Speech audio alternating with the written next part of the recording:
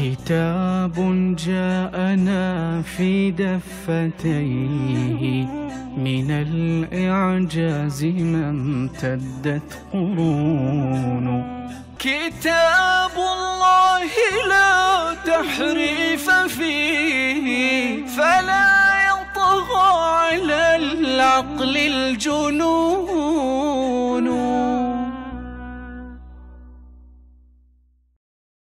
السلام عليكم. هل يوجد فرق بين الفترات التي غاب فيها الإمام والفترات التي وجد فيها الإمام؟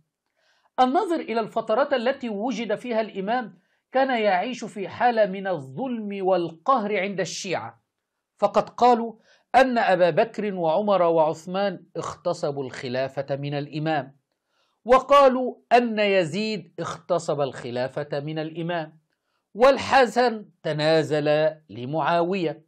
فالفترات التي وجد فيها الإمام كانت فترات ظلم وقهر، بخلاف الفترات التي لم يوجد فيها الإمام، فقد قامت الدول كالدولة البويهية، الصفويين، الفاطميين، الدول التي وإيران الآن.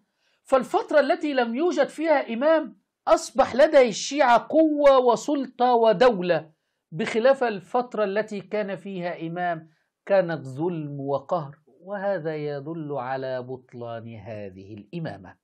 إلى عقلاء الشيعة.